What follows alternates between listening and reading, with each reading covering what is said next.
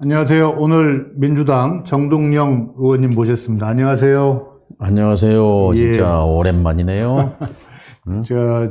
저희는 이제 정동영 의장이라는 호칭이 훨씬 익숙한데, 제가 옛날에 많이 밑에서 일을 배웠습니다.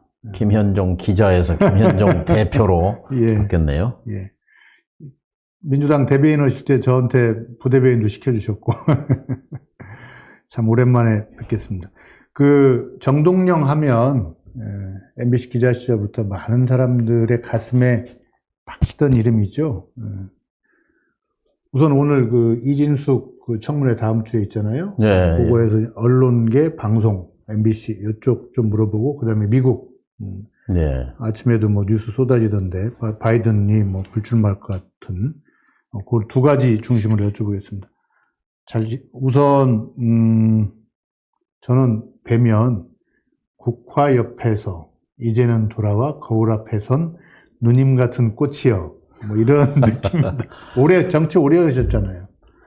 네, 저희 고향 전라북도 출신 대시인인데 아쉬워요. 그분이 친일 그런 경력만 없었더라면 한국의 셰익스피어로 삼을 수 있는 대문호였는데 하는 아쉬움이 있는데, 어쨌든 한 송이 국화꽃을 피우기 위하여 봄부터 소쩍새는 그렇게 울었나 보다.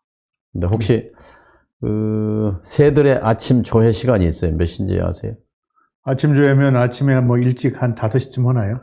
정확하네요. 5시에서 5시 반 사이가 새들 조회 시간이에요. 제가 산골에 지금 사는데, 예. 아침에 그 시간에 새 소리 듣고 깨요. 오. 5시 반 지나면 새들 소리가 잦아져요. 예, 소쩍새 얘기하니까 갑자기 새들 조회 시간이 생각났어요. 거울 앞에선 누님 같은 꽃은로 보지 말아달라, 지금 그 말씀이세요. 아직 할 일이 많다.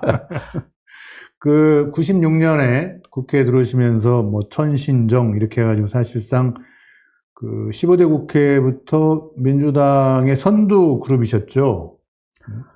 선두라기보다는 이제 김대중 키즈죠. 예, 근데, 예. 김대중 총재가 정계 은퇴를 했잖아요. 이제 욕을 바가지로 먹으면서 예. 정계 복귀를 한단 예, 말이에요. 예, 예. 그래서 이제 새로 새정치국민회의를 만드는데, 이제 새로운 젊은이들이 필요한 거죠. 예. 그래서 이제 각 분야에서 그때 이제 저도 합류하게 되는데, 참 행운이었죠. 왜냐하면 김대중이라는 거목, 우리 현대 정치사에서 백범 그리고 김대중 거목 아닙니까? 예. 그분 옆에서 제가 40개월 대변인을 했거든요. 와. 박지원 실장하고 어느 분이 도래하셨을지 한번 검토해봐야겠네요. 대변인을 하면서 옆에서 인간 김대중을 보고 또 그분의 경륜과 철학 이런 거를 이제 알게 모르게 전수받는 거죠.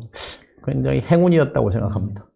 그러다가 노무현 대통령 당선에도 기여했지만 어쨌든 노무현과 노무현 키즈의 세대 노무현 키즈는 아니었고, 그러니까 노무현 키즈 시대에는 노 대통령과는 경선에서도 상대적으로 빛을 덜 발하셨고, 이제 이재명 시대가 오면서 다시 또 등장하신 그런 느낌입니다. 그러니까 참 정치를 오래 했어요. 금방 지나간 것 같은데, 사실은 금방 이제 새정치국민회의 96년에 제가 이제 정치권에 이제 방송 17년 1개월 하고 이제 정치권에 왔는데, 저는 다른 게 아니고 정권이 한번 여당에서 야당으로, 야당에서 여당으로 바뀌어야 대한민국이 제대로 선다, 민주국가가 된다, 그런 일념이었습니다. 그래서 DJ 대통령이 당선된 그날, 이제 정치를 그만둬도 여한이 없다. 많은 분이 그러셨죠, 그때. 어쨌든 김대중 대통령 시대에 이제 좀 정풍운동도 오셨지만 어쨌든 잘 나가시다가 노무현 대통령 시기와 그 이후의 시기에는 좀 못 나가시다가 이제 또 이재명 노무현 대통령 때 그래도 저로서는 굉장히 큰 기회를 제가 가졌고 남북 문제를 통일부 장관. 예, 다룰 수 있었으니까 감사하게 생각하죠. 예. 속이 깊으십니다. 예. 그래서 이제 그 22대 국회에 들어오셨는데, 어떤 일을 하실 건가요? 그러니까 당에서, 그 다음에 또 이재명 대표하고 관계에 있어서. 당과 국회에서는 두 가지 키워드입니다. 하나는 평화, 하나는 디지털입니다. 그러니까 지금 내일 무슨 일이 일어나도 이상하지 않을 만한 그런 상황이잖아요. 지금 남북관계 말씀하시는 거죠? 한반도와 동북아 정세가 그렇단 말이죠. 근데 그 뿌리에는 이제 잘못 가고 있는 정치가 있는 겁니다. 거기에 대해서 적극적으로 발언하고 역할하고 노력을 하는 것이 제 일이라고 생각하고요. 제가 지금 국회 과학기술방송통신 이름이 깁니다. 방송위원회에 소속돼 있는데, 저도 이 시대의 흐름을 따라잡기가, 전에 챗 GPT-4.5가, 출시됐을 때, 저 나름대로 이제 충격이 오더라고요. 이게 참, 이런 세상이구나. 근데, 어쨌든, 이 시대의 흐름에 대한민국이 정확하게 승선하지 않으면, 앞으로 100년 뒤, 미래가 걱정이죠. 그래서 그런 쪽에 기여를 하고 싶습니다. 평화와 디지털 미래. 예. 이재명 대표 그 성남시장 재선 도전할 때 출판 기념회에서 한 축사가 요즘 화제입니다. 이재명 대표에게 엄청난 그 칭찬을 해주셨죠. 나중에는 내가 이재명을 지키는 사람이 되고 싶다. 이런 내용까지 있었는데 어떻게 그런 축사를 하게 되셨습니까? 미래를 얘기하는 것 같아요. 오늘날. 시장 때 출판 기념회 이런 행사장이었는데 그때 민주당 지도부가 많이 갔었어요. 그때 이제 제가 정말 저는 이재명 시장의 미래를 봤어요. 이런 사람이 지도자가 돼야 된다라고 생각했기 때문에 물론 이제 저랑 정치를 시작하면서 같이 한 그런 인연이 있지만 그 인연만이 아니라 바로 개천에서 난 용이 자기가 나왔던 개천을 잃어버리는 경우가 허다한데, 예. 그 개천에서의 그 각오와 신념을 잊지 않고 세상에 펴고자 하는 그것을 저는 굉장히 높이 봤습니다. 그러니까 이런 사람이란 건 개천에서 난 용인데 어느 정도 성취를 하고도 그걸 잊어먹지 않고 있는 사람이더라. 그래서 그렇죠. 그렇게 칭찬을. 성취한 것이 바로 그 개천을 바다로 만들고자 하는 그런 열망. 그러니까 본인의 성취로 끝나는 것이 아니고, 예. 그것을 제2의, 본인이 성공했지만 본인의 성공으로 끝나는 게 아니고, 제2, 제3의 이재명, 10,000명, 20,000명의 이재명을 만들고 싶은 그런 열망을 혈신 속에서 성남시장 하면서 그런 역량을 보여줬단 말이죠. 그래서, 더 큰 지도자가, 될 수 있겠구나, 되면 좋겠구나, 그런 생각을 가졌죠. 혹시 금방 말씀하신 개천을 바다로 만들고자 하는 욕망, 그 전에 이런 표현 쓰셨어요? 저 못 들어봤는데. 그런 생각에서 그런 이제 축사를 하게 된 거지요. 그래서, 우리 사회가 이제, 원래 6.25 끝났을 때 평평했거든요. 잿더미였으니까. 다 타버렸죠. 근데 그것은 불행이면서 또 동시에 기회를, 왜냐하면 그 평등해진 조건 속에서 일어섰으니까요. 이 구조물은 없었습니다. 우리 사회는 지금 콘크리트 구조물이거든요. 예. 바닥에 깔리면 올라갈 장벽이. 수가 없어요. 사다리는 치워졌거든요. 치워진 사다리를 다시 세우고 우리 사회의 이제 이동성, 유동성, 좀 말랑말랑하게 언제라도 사회 경제적 이동이 가능한 그런 사회로 가는 것이 그게 지속 가능하고 건강한 사회란 말이죠. 그거를 이루려면 아주 대단한 각오와 신념이 필요합니다.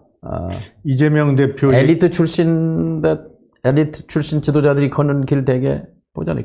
이스태블리시먼트라고 그러잖아요. 예. 예? 이미 기성 제도에서 잘 만들어졌어. 그러니까 그 틀을 벗어날 수가 없는 거예요. 그러니까 지금 우리 이 굳어진 콘크리트 구조물을 깨려면 그 밖에 있던 사람이 들어와야 되는 거지. 그러면 그 이재명 대표 보고 보통 이제 성격이 샤이하다라고 얘기하는데 방금 말씀하신 그런 어려운 성장기의 환경이 성격이나 또는 어떤 개혁성에도 영향을 미친다고 보시는 건가요?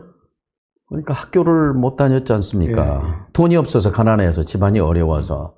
그러니까 학교를 다니면 뭐 쉬는 시간에 친구들하고 장난도 치고 뭐 그다음에 공부도 하고 경쟁도 하고 나름대로의 그 작은 사회 이런 또래 집단들이 만들어지고 그러는데 그런 기회를 이제 못 가졌으니까 거기에 결핍이 있지만 동시에 이제 혼자 계속 파고들어야 되잖아요. 검정고시로.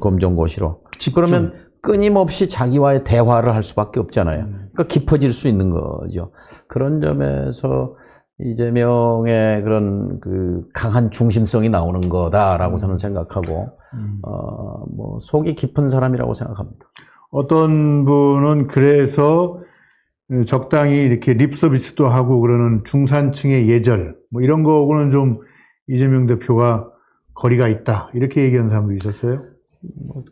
그게 샤이함으로 나타나고 예절이 꼭 중산층만의 예절이 따로 있겠습니까마는 그런 좌절과 고통 속에서 나오는 인간에 대한 연민, 세상을 바꾸고 싶은 열망 이런 것들이 굉장히 소중한 거죠. 근데 모든 고생한 사람이 나중에 출세하고 성공해서도 그걸 유지하는 건 아니잖아요. 대개는 이기적이 되죠. 이기적 인간으로 변모하죠. 물론 이제 그 좋은 집안에서 이제 자란 사람들이 더 이제 그런 경향이 보이지만 아까 개천에서 용이 났지만 용이 난 사람은 개천을 잃어버린다는 게 이제 입신양명으로 끝나는 거란 말이죠. 근데 그것을 한 단계 이제 더 높여서 나의 성공이 아니라 나의 성공을 확장해서 모두의 성공으로 가고자 하는 그건 참 귀한 거죠. 그러니까 이재명 대표는 그런 어려움 속에서 커서 대부분의 사람은 그걸 성공하고 난 뒤에 자기 소유로 끝내는데 예. 개천을 바다로 만들고자 하는 욕망이 아직도 넘친다 이렇게 보시는 거예요? 그걸 본 거죠. 그것을 평가하는 겁니다. 2014년에 예. 그때나 지금이나 지금도 그렇게 보세요? 저는 이 대표가 대통령이 되고자 하는 것도 자신이 최고 지위에 가겠다는 그런 개인적 열망보다는 세상을 바꿔보고 싶은 열망이 더 크다. 저는 그렇게 해석합니다. 다른 사람하고 좀 다른 뿌리를 가진 그런 열망이다. 예. 그 댓글에 의원님 혹시 이기주 기자 기자유감 책 읽으셨는지 궁금하네요. 같은 MBC 기자인데 이기주 기자 보면 의원님도 떠올라서요. 그 MBC 얘기를 좀 넘어가요. 혹시 이기주 기자는 아시죠? 그 질문한 그 바이든 날린 예. 기자죠, 기자. 예, 기자입니다. 그런 기자를 기자라고 합니다. 기자도 여럿이 있지만 그 중에서도 진짜 기자다. 제가 기자가 되려고 했던 게 중학교 2학년 때입니다. 예. 저희 국어 선생님께서 그때는 국어 그 교과서에 언론은 사회의 목탁이라고 하는 그런 챕터가 하나 있었어요.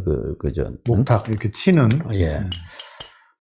그걸 설명하면서 국어 선생님이 한국에는 그 훌륭한 언론인이 몇 분 있는데 그 중에 한 분이 천관우 선생이라는 분이다. 동아일보에.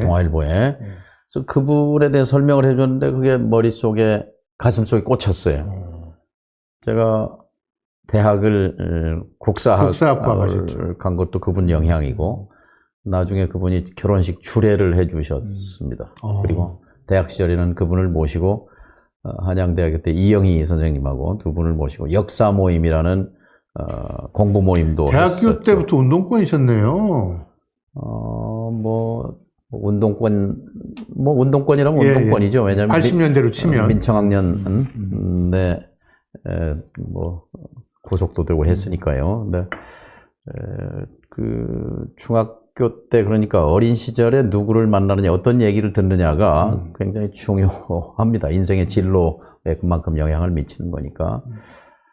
제가 이제 동아일보 기자는 시험이 없었어요.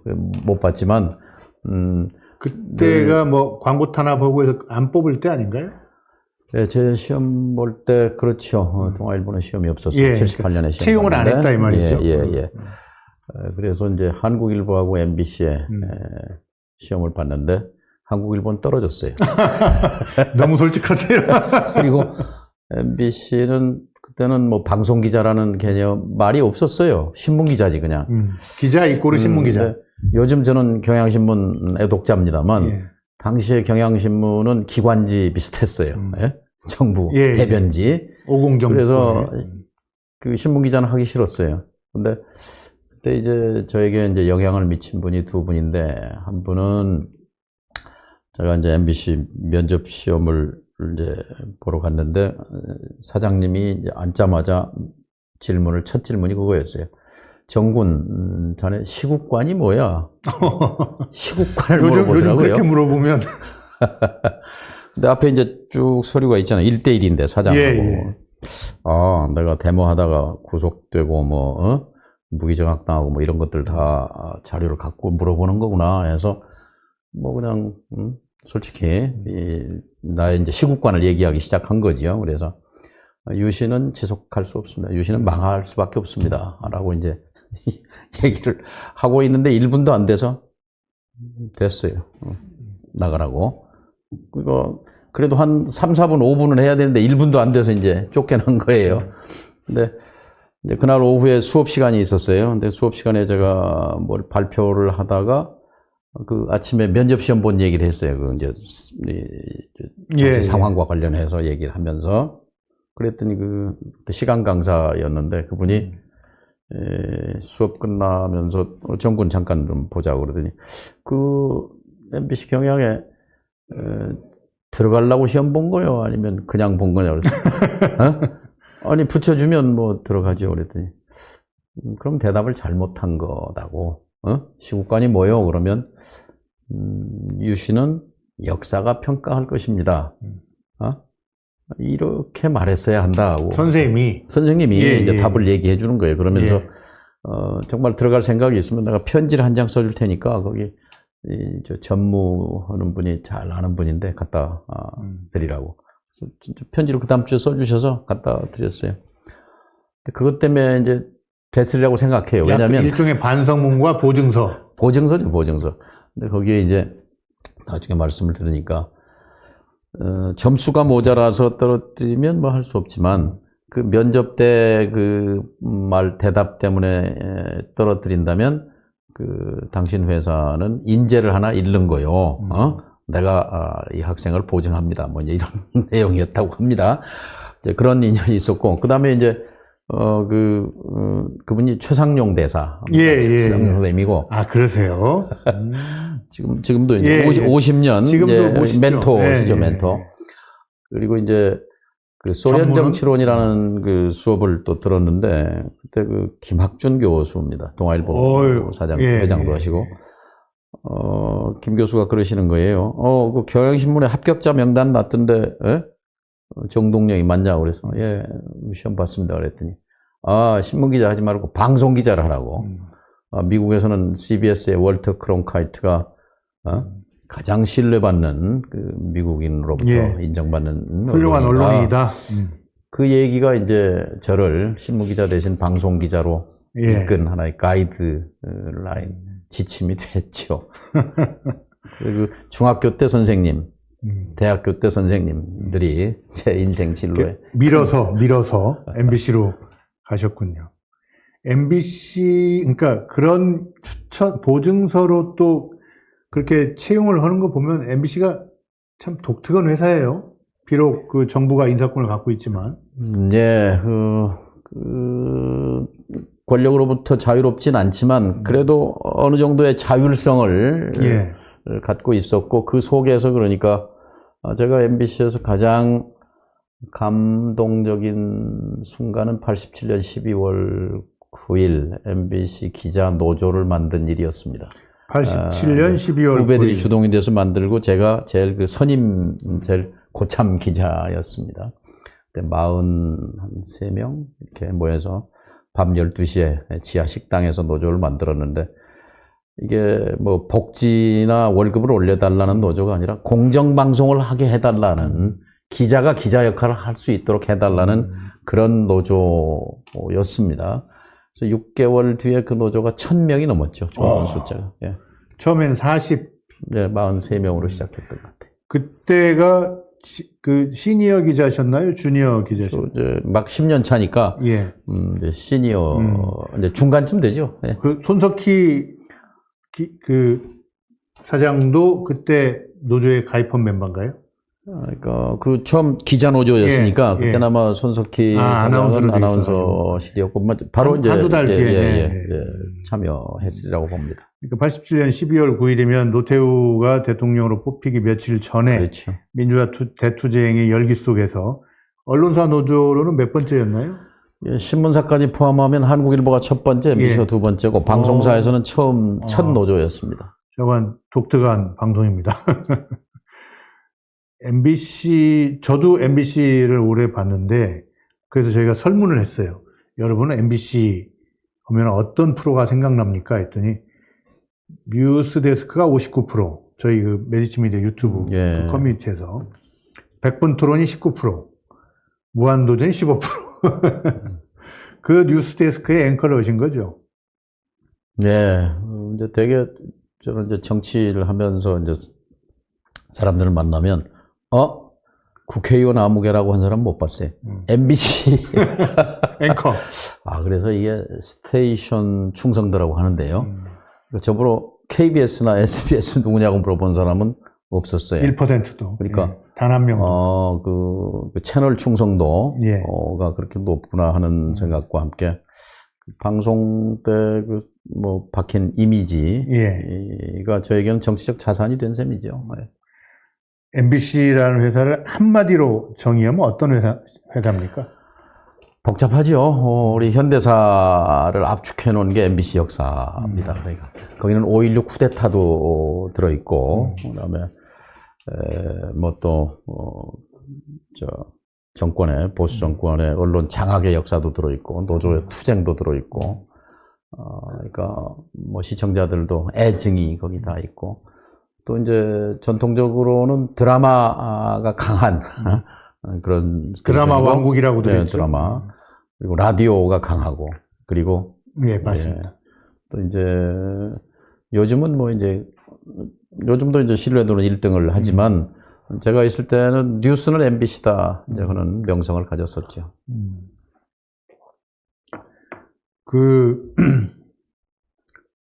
그때 노조 만들던 때만 해도 노조가 월급 올리자는 노조도 아니고 근로조건 개선도 아니고 이런 일종의 언론 민주화 운동의 결집체로서 그렇죠. 노조가 있었죠. 권력으로부터의 독립이죠. 그러니까 그리고 잡혀가는 거잖아요. 손석희 앵커도 사실 잡혀갖고 나중에 노조하다가. 근데 어떻게 용케 또 구속은 면하셨어요? 두 번째 때는? 파업 투쟁에도 참여하고 했습니다만 전 노조 지도부는 노조 간부는 아니었기 때문에 근데 이제 늘 그 선배 기자에 속했기 때문에 배후 노조의 배후다 배후 세력 하는 그런 그 시각이 있었고, 그래서 제가 이제 영시뉴스를 할 때입니다. 영시뉴스. 옛날에 영시뉴스라는 프로그램이 있었어요. 자정에 이제 뉴스가 되는데 그 시간에는 간부들이 다 퇴근하고 없어요. 그러니까 젊은 기자들하고 이제 뉴스를 만드니까 좀 쓰레기통에 버려졌던 것 중에서 아이템을 찾아가지고 하고 싶은 얘기. 그래서 꽤 이제 시청률도 높고 주목을 받았는데 이제 정권에는 가시였죠. 그러다가 88년 4월 그때도 총선입니다. 총선 직전인데 돈봉투 우편 배달 사건이라는 게 있었어요. 그러니까 안동에서 권중동이라는 민정당 후보가 왜냐하면 후보들이 이제 그 유권자들에게 돈을 살포하면 이게 중간에서 다 세고 전달이 안 된단 말이에요. 그러니까 기상천외한 아이디어로 이 봉투에다가 가가호호 주소를 써가지고 거기다 2만 원인가 3만 원씩을 현금을 넣어서 배송을 우편 배달하는 거죠. 근데 그 우편 행랑이 현금을 우편으로 배달하는 우편으로. 그러니까 수만 통이 그 행랑 그거를 이제 안동 MBC의 그때 정윤호 기자라고 하는 친구가 이제 취재를 했어요. 근데 이게 신문 방송 어디도 안 났습니다.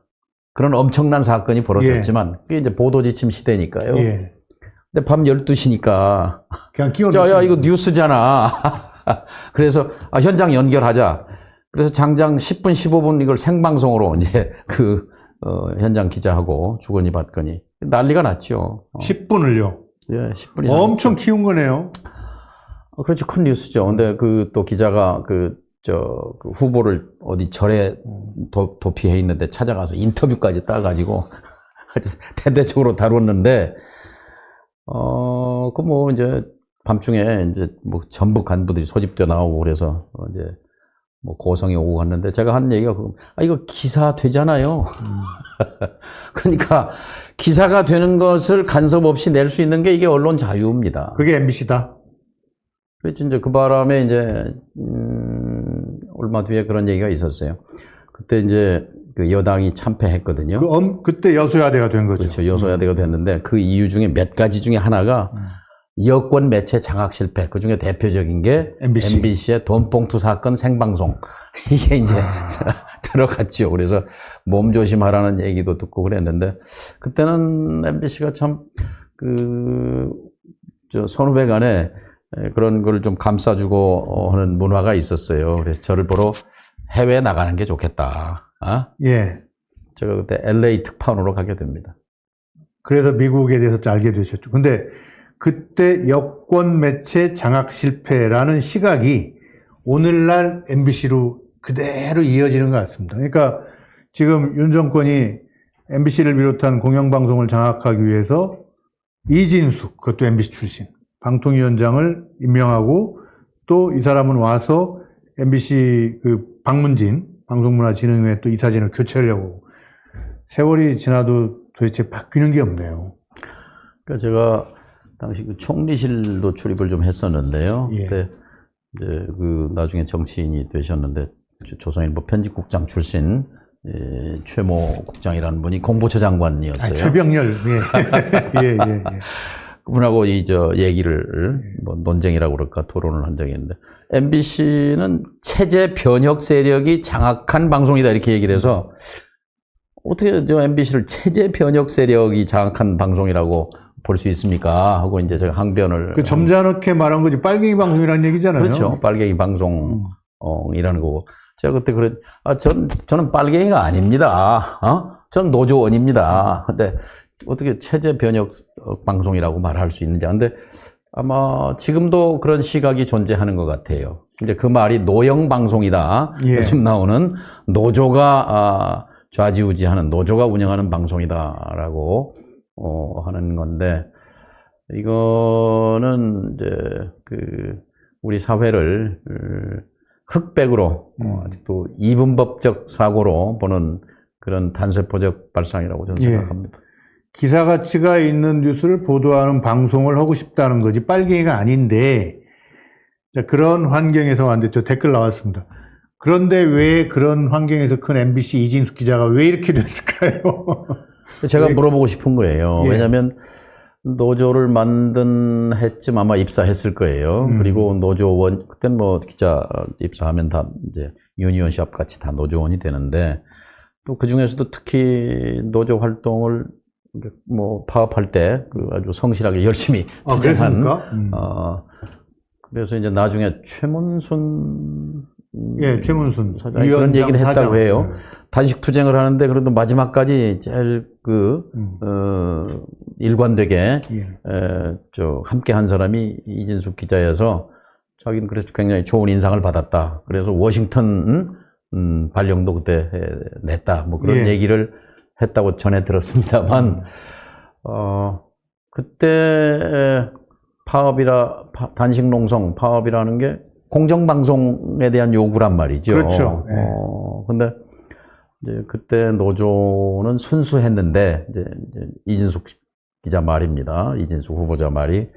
그때는 순수했고, 지금은 변질됐다. 이렇게 말하는데, 노조의 본질은 변하지 않습니다. 공정방송이라는 인간이 변한 거죠. 어쨌든 지금 이진숙 방통위원장을 임명해서 이제 내일 모레 월요일 날 청문회를 하는 거죠. 24일 날 24일 25 이틀간이나 청문회를 하는데 아니 밖에서 보기에는 이게 이제 이동관 씨나 김홍일 씨에 이어서 세 번째 돌려막기 인사란 말이에요. 근데 그걸 알면서도 쓰다가 버리는 인사인데 왜 그걸 수락했는지 참. 지금 대한민국이 정상이 아니잖아요. 예. 비정상적인 국가 운영이에요. 예. 그 아주 단적인 예가 이제 방송통신위원회입니다. 방송법 1조, 방송통신위원회법 1조는 방송의 독립성과 중립성을 명기하고 있습니다. 방송통신위원회를 설치하는 목적이. 예. 그런데 지금 이 방통위를 가지고 KBS 사장을 쫓아내고 입맛에 맞는 사장을 임명하고 MBC도 역시 그렇게 장악하고자 하는 이제 통로로서 방통위를 이제 지금 위원장을 세 번째 갈아치우고 있는 건데요. 이런 식의 이제 상식을 벗어난 국정 운영입니다. 근데 상식이 가장 무서운 칼이에요. 미국 독립혁명에 불을 붙인 게 토마스 페인의 상식론입니다. 예. 커먼 센스. 독립이 상식이다. 왕제, 군주제가 상식이 아니고 공화제가 상식이다. 예. 이게 이제 이주민들 가슴에 불을 붙인 거거든요. 근데 상식과 혁명은 뭐 좀 궤도가 다르죠. 상식은 이제 일상생활에서 통하는 거고 혁명은 큰 변혁의 시기를 얘기하는 건데 그 상식이 화가 나면 혁명을 부르는 거예요. 근데 지금 완전히 지금 상식이 무너져 있는 대한민국이고 그 단적인 예가 방통위 위원장 지금 사퇴하고 또 임명하고 사퇴하고 임명하고 탄핵하고 하는 국면입니다. 우원식 의장이 얘기한 대로 공영방송 이사 선임 절차를 중단하고 방송법에 대한 진지한 논의를 시작해야 할 시점입니다. 정치의 본령이라는 게 또 대통령의 직무라는 게 첫 번째가 핵심이 국민 통합입니다. 나를 찍지 않은 사람도 함께. 그래서 국민이 통합됐을 때 어려움을 극복해낼 수 있는 에너지가 나오는 거잖아요. 대표적인 게 IMF 때 국난 극복의 에너지가 통합에서 나온 거잖아요. 지금 내 외치가 다 어렵다고 보면 그 힘은 통합에서 나와야 하는데 걱정입니다. 저 양반은 통합을 안 배웠죠. 예. 근데 그렇게 막 몰아치는데 결과도 현재까지 정권 입장에서 보더라도 얻은 게 없잖아요. 그러니까 위원장들만 임명했다가 다 또 바꿔냈지. 더군다나 또 지금 현재 1인 직대 방통위는 앞으로 이거 법적으로 계속 문제가 될 것 같은 5명이 의결을 해야 되는데 지금 겨우 이제 하나 남아 있는 거죠. 이런 사람이 뭘 결정한다는 게. 김현종 TV 보시는 분들은 뭐 다 아시지만. 메디치 미디어 유튜브. 메디치 미디어 유튜브는 메디치 유튜브는 다 아시지만 이제 일반 국민들 중에는 뭐 5명이고 2명이고 뭐 이거에 대해서 잘 이제 관심이 없으신데 핵심은 그거죠. 우리가 가령 뭐 축구 모임을 하든 뭐 반창회를 하든 동창회를 하든 마을 모임을 하든 회원이 5명이면 뭐 결정을 하려면 3명은 모여야 되잖아요. 해야죠. 그게 일반 상식이고 일반 원칙이잖아요. 일반 법칙이지요. 그런데 5명이 회원인데 둘이 모여가지고 결정해서 막 그것도 중요한 결정을 77것이나 해치웠어요. 그러다가 지금 그것도 이제 그나마 한 사람인데 또 막 진행하는 거예요. 그 사람은 이게 자기 나중에 감옥 갈 거라는 걸 알까요? 저도 아는 이상인 씨입니다. 그래서 그저께 이제 상임위원회에서 이거 당신 지금 위법하고 있는 거다. 탄핵 대상이다. 직무대행도 탄핵할 수 있다. 뭐 그런 지적을 했습니다만, 탄핵감이죠. 그러니까 임명권자에 대한 충성도 좋지만 자기도 상식이 있을 거고, 그 다음에 이렇게 했을 경우에 사후에 어떤 것이 돌아올지. 저도 그래서 좀 다른 얘기인데요. 공부 잘하고 막 인류대학 가고 법과대학 가고 뭐 사법시험 합격하고 한 것이 그게 그렇게 크게 우리 사회에 도움이 안 된다. 이재명 대표와 가까울 수밖에 없는 사고십니다. 아니 이게 제가 상식적 사고를 하는 거예요. 우리 윤 대통령을 봐도 그렇고 지금 방통위원장 직무대행하는 분도 봐고 공부 잘하고 다 명문대학 법과대학 나오고 다 사법시험 합격하고 검사하고 판사하고 그런데 막상 이 중요한 직책을 맡고 보니 이 상식선에도 못 미치는 거죠.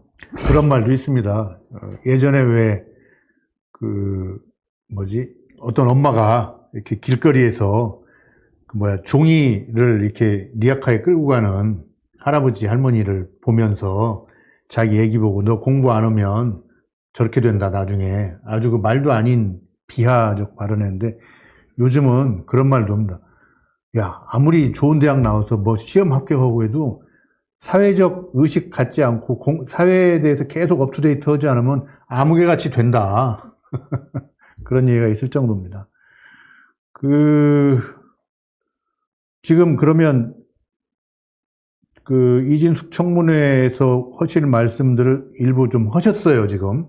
어떻게 보면 이제. 왜 극우적인 인물이 됐는가 하는 게 예. 궁금해요. 좀 물어보려고. 원래 본질이 그런데 그거를 은폐하고 있다가 본질이 드러난 건지, 예. 아니면 권력을 쫓다 보니 이렇게 변질된 것인지 좀 물어보고 싶습니다. 나이 먹으면 공부 잘했던 사람일수록 자기 이해관계를 따라가더라고요. 그동안 걸어온 길보다. 모든 사람은 다 이해관계의 포로죠, 산물인데. 예. 그러나 대체로 그렇죠. 우리가 어렸을 때 부모님으로부터 그런 얘기 듣잖아요. 그래도 경우 있게 살아야 한다. 경우지게 살아야. 기본이죠. 기본은 지켜야 되는 거지. 혹시 외국 방송에서도 이사회 구성이나 이런 데 있어서 이렇게 난리가 난 적이 있나요? BBC나 NHK 같은데. 선진국 입고로 상식입니다. 상식이 통하는 사회. NHK 이사가 12명이에요. 예. 또 BBC 경영위원회도 12명입니다. 12명의 이사인데 각 지역별 또 각 분야별 대표성을 가진 분들, 특히 NHK 경우는 국회 중의원과 참의원의 동의를 받게 돼 있어요. 그래서 이제 NHK가 공영방송으로서 위상을 확보하는 거고요. 그러니까 결국 소유 구조, message is ownership이다, 뭐 그런 말도 있습니다. 누가 소유하느냐에 따라서 이게 이제 예. 논조가 달라진다, 이제 그런 뜻이기도 한데, 정말 공익에 복무하기 위해서는 권력으로부터의 거리, 그다음에 상업 자본으로부터의 거리, 이걸 유지하는 것이 공정방송, 공정언론의 핵심이죠. 그 말씀은 저도 공감합니다. 사실 IMF를 거치면서 우리나라 언론들이 상업자본에 많이 종속이 됐죠.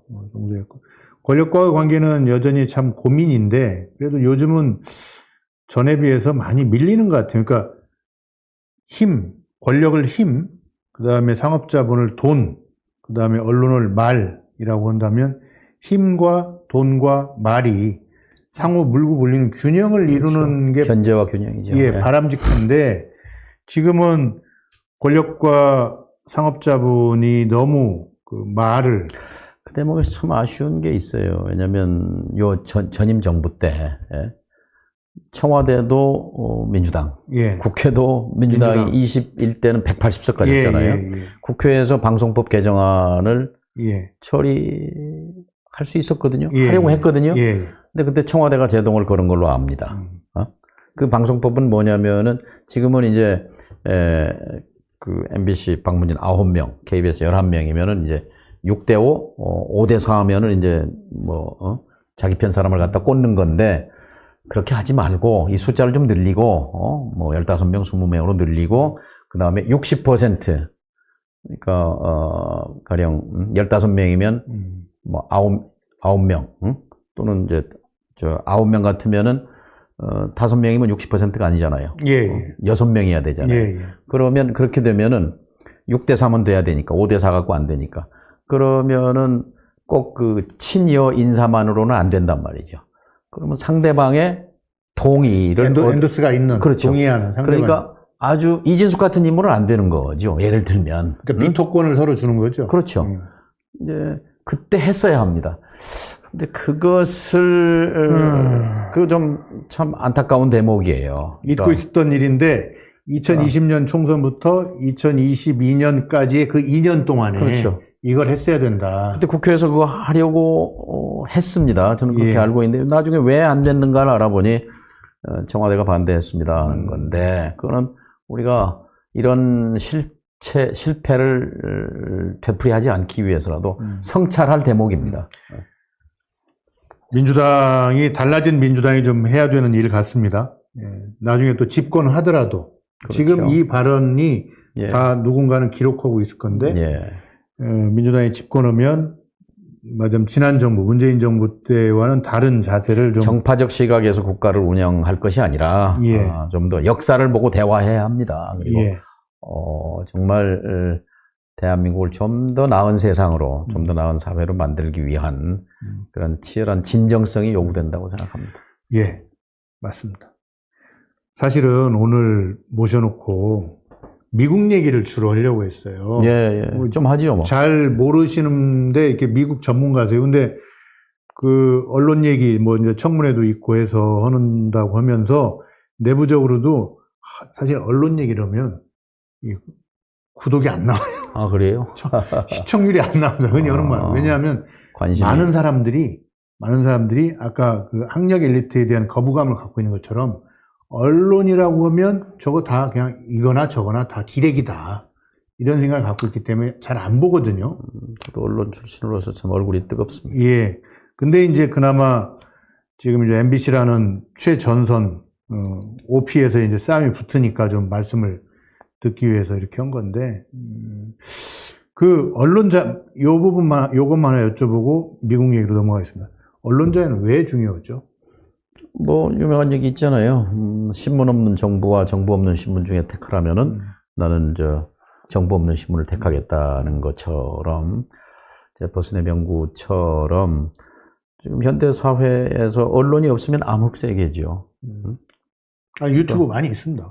아니, 유튜브도 언론이죠. 그런 점에서 이 물과 공기와 같은 것인데, 이것이 적어도 민주공화제를 건강하게 유지하기 위해서는 언론, 아까 말과 예. 돈과 힘, 권력, 이게 견제와 균형, 이게 예. 무너지면, 그래서 권력이나 돈이 끊임없이 언론을 끌어들이려고 하고 소유하려고 하는 예. 거 아니겠습니까? 그런 점에서 지금 한국의 언론 자유 지수가 떨어지고 세계 62등, 영국의 로이터 저널리즘 센터가 거기서 발표한 거나, 세계적으로 볼 때 언론 후진국이거든요. 예. 그럼 우리의 지금 경제력, 문화력, 국민의 수준, 민주주의, 균형, 엇박자죠. 예. 그래서 언론 자유 회복이 우리가, 좀 더 나은 세상으로 가는 제일 핵심 개혁입니다. 언론 개혁, 검찰 개혁. 이 두 가지 과제가 우리 앞에 있죠. 검찰개혁 얘기도 좀 여쭙고 싶은데, 조금 이따 우선 미국 얘기 좀 하고. 아니, 아침에 뉴스가 막 쏟아져서 들어왔어요. 오바마 전 대통령, 펠로시 전 미국 민주당 출신 그 국회의장이, 하원 의장이 바이든의 사퇴 가능성을 시사를 했습니다. 원래 펠로시 전 의장은, 바이든 대통령의 친구이기도 하고 옹호하는 입장이었는데 입장이 바뀌었더라고요. 예. 그래서 만났더니 이번에 가서 만나셨죠? 지난번에 네. 만났었고요. 그분이 아마 바이든 대통령하고 동갑일 겁니다. 예, 그래서, 맞습니다. 예, 이제 그런 아주 친밀한 사이인데 아마 바이든 대통령이 더는 못 버틸 것 같아요. 카멀라 해리스 부통령이 아마 승계하지 않겠는가, 이렇게 보여지는데. 그 정치자금 모아놓은 걸 예. 카밀라로 갈 때만 쓸 수 있다고 그래요. 글쎄요. 네, 제가 6월 말에 동료 의원들하고 워싱턴에 갔을 때, 그때는 토론 직전이었습니다. 이제 저희가 마지막 날 토론을 같이 봤는데, 그 전에도 좀 워싱턴의 분위기는 트럼프로 기울었다는 느낌을 받았습니다. 트럼프가 더군다나 또 대응도 잘했잖아요. 화이트하고 사진도 잘 나오고. 근데 트럼프로 가는 것이 유력한 거죠, 다음 대통령은. 세계적으로는 재앙이라고 봅니다. 예. 갈등이 증폭될 거고, 이런 그런데 한반도 문제로 국한하면, 예. 이제 우리는 외교안보로 현상 변경을 이 현상을 좀 변경시켜야 하는 것이 우리의 국익과 미래를 위해서 필요하다는 점에서 바이든 2기보다는 민주당 2기보다는 트럼프의 등장이 뭐 새로운 기회의 창을 제공한다는 그런 측면도 있는 거죠. 트럼프는 분명히 아마 김정은 위원장이 먼저 축하 편지를 보낼 겁니다. 당선을 축하한다고. 지금 평양은 트럼프를 기다리고 있습니다. 그러면 트럼프 만일 당선된다면 김정은 위원장한테 답신을 쓰겠죠. 축하해줘서 고맙다. 언제 한번 보자. 이렇게 해서 톱다운의 대화가 이루어질 겁니다. 북한은 체제의 특성이 무슨 실무 대화를 통해서 이렇게 올라가는 그 구조가 아니고 모든 중요한 정책 결정이 한 사람에게 집중돼 있잖아요. 따라서 김정은 위원장의 머릿속에 사실은 트럼프한테 좀 덕본 것도 있어요. 왜냐하면 자기 아버지나 할아버지가 못했던 세계의 최강 강대국 미국의 지도자와 1대1로 해서 그 부족한 자신의 정당성, 부족한 정통성을 보충하는 그런 효과를 거두었기 때문에 트럼프한테 고맙게 생각하는 측면도 있을 겁니다. 마지막에 이제 뒤통수를 맞았다는 그런 배신감이 있겠지만, 그러니까 그 배신감 때문인데 일각에서는 트럼프가 먼저 연애 편지를 쓸 것이다. 김정은은 화가 나서 먼저 안 쓸 것이다. 이런 견해도 있어요. 당선됐으니까 아마 글쎄요, 어느 쪽이 먼저든 그건 뭐 중요치 않고 축하 편지를 북에서 보내는 게 순서겠죠. 의미 있는 딜 조건을 내놓는 게 중요하죠. 이제 북은 지금 트럼프를 고대하는 것 중에 하나가 트럼프는 도발적인 그 군사 연습이다. 이렇게 그저 한미 연합 훈련을 그렇게 규정했거든요. 2번씩이나. 그리고 직접 귀에다 대고 김정은 위원장한테 이거 중단시키겠다 이렇게 말했단 말이죠. 근데 약속을 안 지켰어요. 근데 오매불망 북이 지금 가장 필요로 하는 것. 북의 지금 첫 번째는 뭐냐면 막 핵 폭격기가 날아오고 핵 잠수함이 들어오고 전략 자산이 전개되는 거에 대한 그런 물론 핵무기가 있고 미사일이 있고 우리가 이 자구수단, 자유수단을 가졌다고 하지만 거기에 대한 부담이 엄청 크거든요. 공포가 크거든요. 그러니까 요즘은 이제 한미 1까지도 이제 확장됐습니다만 이 한미 군사 연습에 대해서 그 중단을 언급한 사람은 트럼프 이전에도 이후에도 없습니다. 그래서 트럼프를 기다리는 이유는 거기에 있습니다. 이전에도 이후에도 없었다. 북한이 제일 겁내는 거는 뭐 먹을 것 식량이 부족하거나 의약품이 부족한 것보다도 한미군 합동 군사훈련을 통해서 여차하면 칠 수 있다는 그렇죠. 그 왜냐하면 공포. 북에서는 그 훈련을 핵침공 훈련이다 이렇게 북한에 대한 핵침공 연습을 계속하고 있는 거다 이렇게 규정하고 있기 때문에 또 한미 군사 연습을 하게 되면 대응 태세를 안 할 수가 없잖아요. 기름도 없으니까 뭐 전투기도 못 띄우는데 또 장갑차도 뭐 이동하기가 쉽지 않은데 막대한 또 뭐 하여튼 군비도 들어가고 그 스트레스가 입장 바꿔놓고 생각하면 굉장한 부담인 거죠 체제에. 그래서 어쨌든 저 트럼프를 만날 이유는 뭐 충분합니다. 연애 편지의 교환, 그 다음에 그 북한이 우려하는 뭐 전제 조건을 내걸 겁니다. 만나기 위해서는 그러니까 그런 조건을 걸 가능성이 있죠. 그에 대해서 트럼프가 당선된다면 어떤 식으로까지 갈 수 있을까요? 그러니까 한미일 이 삼각동맹으로 가고 있는 흐름에 분명히 이건 물론 미국의 민주 진보를 가리지 않고 진보 보수를 가리지 않고 그 미국 외교의 꿈이 이루어졌다 해서 뭐 트럼프가 됐다고 해도 이거를 흔들지는 않을 겁니다. 그러나 그 비중은 떨어질 겁니다. 그러니까 한미 일대 북중러의 삼각구도는 약화될 것이고 러시아 문제는 뭐 러시아 문제대로 북한 문제는 북한 문제대로 트럼프는 이제 각계격파할 수 있다 그런 자신감을 갖고 있는 거니까요. 그래서 윤석열 정부도 지금 이제 플랜 B라고 얘기하는데 트럼프 대통령이 당선됐을 경우에 지금까지 오매불망 그냥 한미 동맹, 한미일 삼각 여기에만 매달려 왔던 그래서 한러 적대시, 한중 관계 소원 뭐 이런 부분에 대해서 우선 뭐 인사 개편을 대대적으로 해야 할 겁니다. 외교안보 라인 개편을 대대적으로 해야 될 것이다.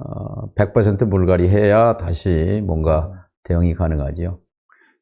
뭐랄까, 대결주의자들이 좀 많죠, 현재 외교안보 옆에는 지금 세 가지 부류가 있죠. 하나는 북한 타도론자, 예를 들면 이제 통일부 장관 같은 사람이고요. 선제 타격론자, 국방부 장관 같은 사람이고, 또 북한 붕괴론자, 지금 NSC에 포진한 인물들. 어쨌든 지금 좀 더 강하게 밀어붙여야 된다, 힘으로. 근데 말은 그렇게 하면서 사실은 국방비는 또 줄였어요. 그러니까 문재인 정부 때가 제일 많습니다. 김대중 노무현 문재인 정부 때는 국방비가 오히려 많이 늘어났습니다. 그렇죠. 군비가 증강됐고, 그러니까 오히려 민주정부 때 한국의 군사력의 위상이 올라갔고, 지금 뭐 이명박, 박근혜, 윤 정부 다 국방비는 줄였죠. 사실 그렇게 따지면 군인들 입장에서는 예산 늘어나는 민주정부 쪽이 더 좋은 거 아닌가요? 어쨌든 근데 저는 말씀하시는 거에서 현재 외교안보 라인이 3대 특징이 있다 하면서 약간 사람들 분류도 좀 해주셨는데, 북한 타도론자, 선제 타격론자, 북한 붕괴론자.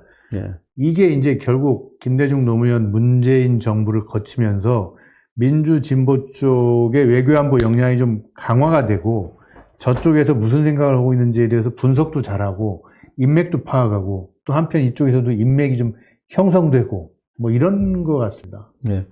또 이제 거기다 더해서 미중 충돌 필연론자들이에요. 미국과 중국은 함께 갈 수 없다. 뭐 부딪혀서 대만 해협에서의 미국의 충돌이 일어날 거다. 그건 아니라던데.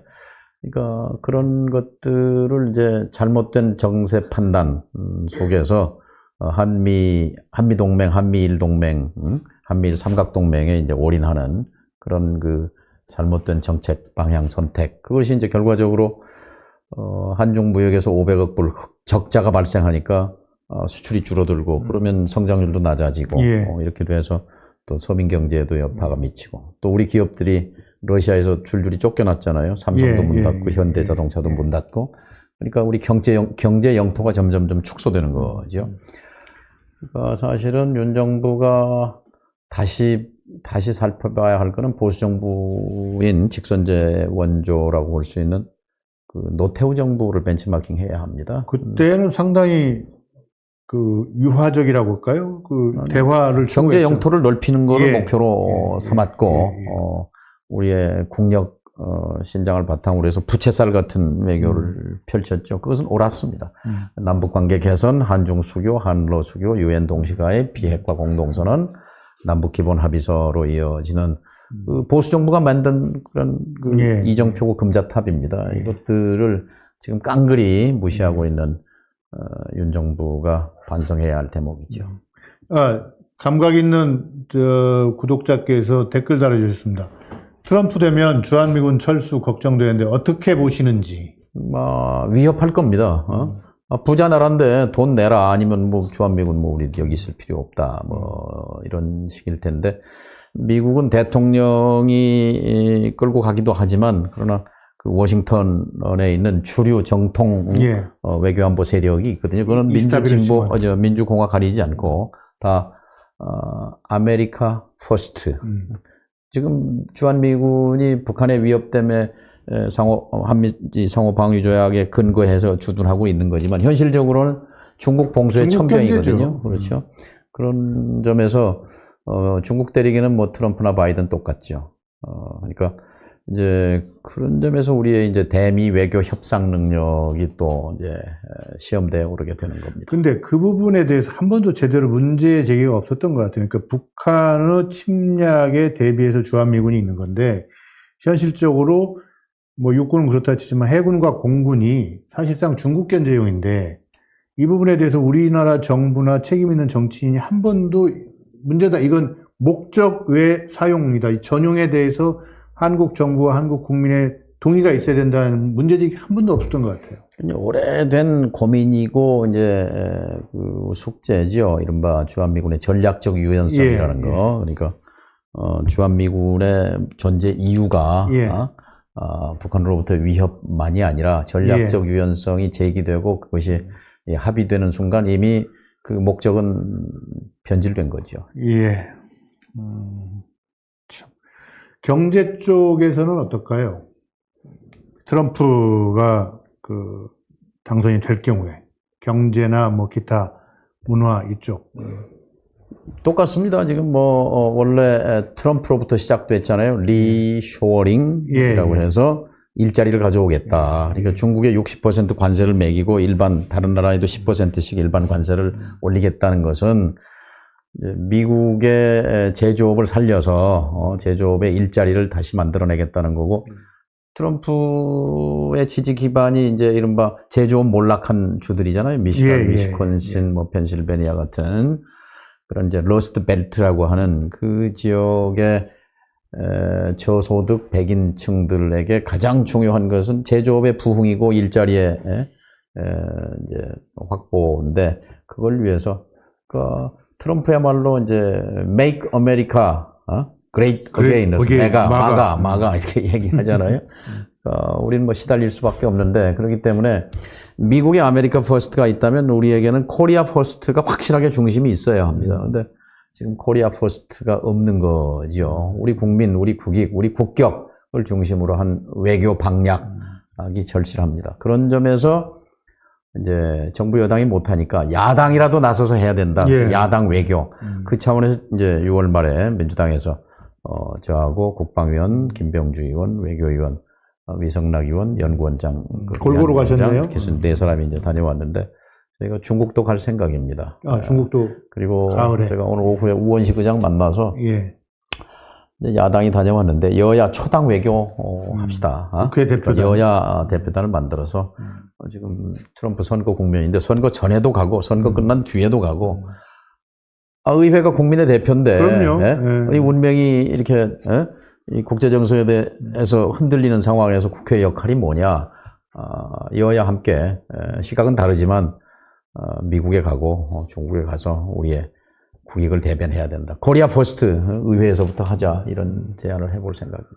여러 가지 새로운 생각을 많이 하고 계시네요. 어쨌든 이렇게 해서 갔다 오면 웬만큼 성과 나면 국민들이 그 돈 아깝다고는 안 할 것 같습니다. 지난번에 미국에 가서 이제 미국 사람들은 제가 한 4, 5일 사이에 우리 팀이 한 40여 명 만났어요. 의회, 행정부, 싱크탱크, 민간 전문가들. 미국의 싱크탱크는 이제 집권하면 다 정부로 들어갑니다. 또 이제 정권 뺏기면 다시 이제 싱크탱크로 나와서 하기 때문에 그 사람들 생각이 굉장히 중요해요. 그 한반도 전문가 많아봐야 100명 안팎이거든요. 그렇죠. 이 사람들에게 이제 영향을 미치는 게 중요한데, 왜 여기 왔냐? 하나는. 또 하나는 당신들 생각은 뭐냐? 이 두 가지거든요. 우린 여기 온 거는 한반도에서의 우발적 충돌이 전쟁으로 비화되는 거를 막기 위해 왔다. 전쟁 방지. 또 하나는 북핵 억지. 이렇게 WMD, 당신들이 두려워하는 이걸 언제까지 무시 방치할 거냐? 우리 생각은 뭐냐? 자, 지금이 4자 회담을 추진할 적기다. 지금 북러 동맹으로 해서 중국이 좀 떨떠름한 입장이고, 또 중국이 어쨌든 지금 러시아처럼 북한 핵을 공식적으로 용인하거나 승인한 건 아니거든요.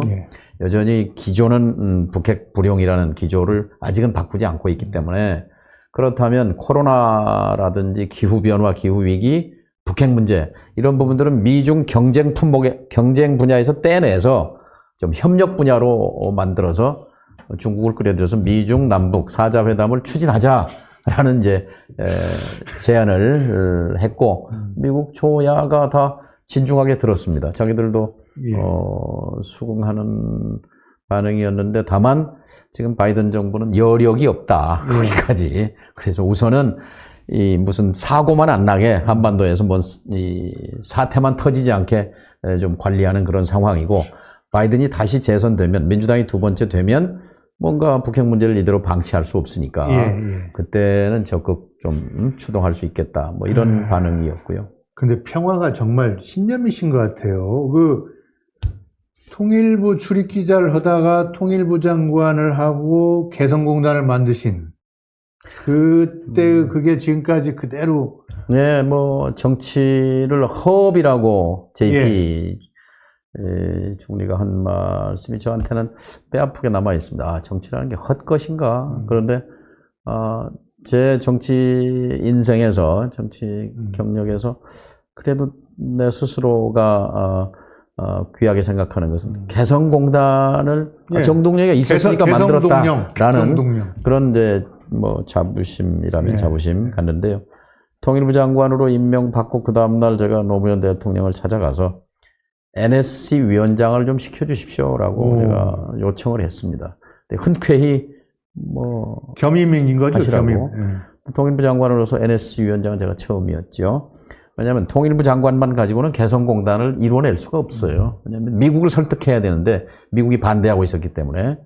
근데 미국의 국방장관이나 국무장관을 설득하려면 NSC 위원장이라는 타이틀이 필요했습니다. 그래서 노무현 대통령이 그걸 저에게 그 직위를 부여해 주셔서 미국을 설득하고 개성공단을 만든 거. 근데 지금 8년째 닫혀 있는데요. 예. 열어야 합니다. 예. 그래야죠. 통일부 장관으로서 대북 관계를 이렇게 주도한 분이 없었죠. NSC 위원장까지 맡으면서. 어쨌든 뭐 시간이 1시간쯤 됐는데, 그래서 정치인이신데 오늘 정치 얘기는 하나도 못하고 언론 얘기하고 그 미국, 북한 얘기만 했습니다. 저기 마지막 댓글 하나 봐주시죠. 중요하죠. 올해가 언론자유 실천선언 50주년, 1974년에 했죠. 이네요. 전직 MBC맨으로서 이 시국, 이 시대의 기자들에게 한 말씀 해주신다면 어떤 말씀을 좀 하실 수 있나요? 요걸 마지막. 이진숙까지 되면 안 되죠.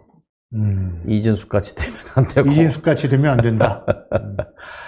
결국 기자들이 얘기하면 기사를 신문에 쓰든 방송에 하면 사람들은 그걸 사실로 믿잖아요. 활자가 되고 방송에 나오면 예.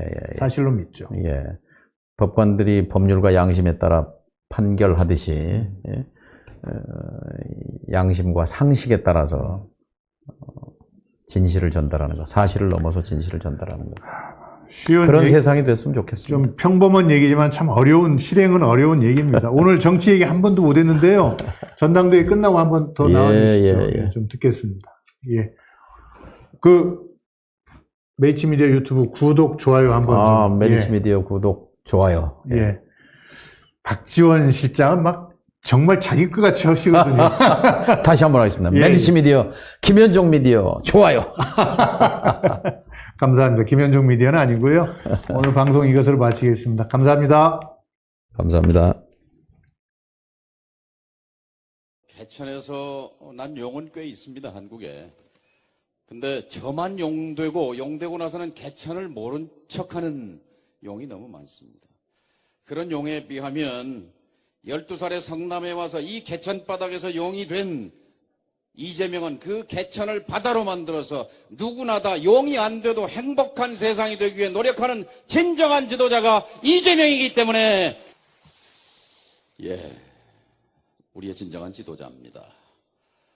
성남시장을 거쳐서 다음엔 경기도지사도 좀 하고 대한민국을 이끄는 지도자가 되기를 진심으로 바랍니다. 한때 이재명은 저의 비서실장이기도 했고 정동영을 통하는 사람들의 모임 대표도 했는데 나중에 이재명과 통하는 사람들의 모임 대표를 제가 해볼 작정입니다. 여러분 그렇게 만들어 주시겠습니까? 단순히 성남시장이 아니라 우리 중에 하나, 우리가 낳고 키우고 있는 우리 아들, 딸들 중에 하나, 바로 제2의 이재명, 제3의 이재명, 아니 10,000명, 20,000명의 이재명이 탄생할 수 있는 그런 대한민국을 향해서 이재명과 함께 갑시다, 여러분.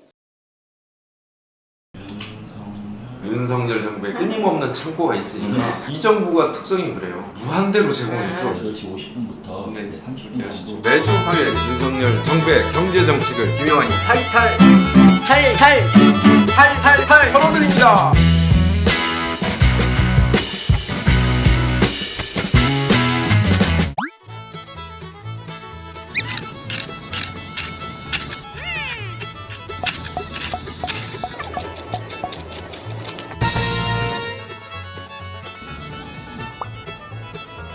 이 정도는 파셔야죠. 확실히 파헤치겠습니다.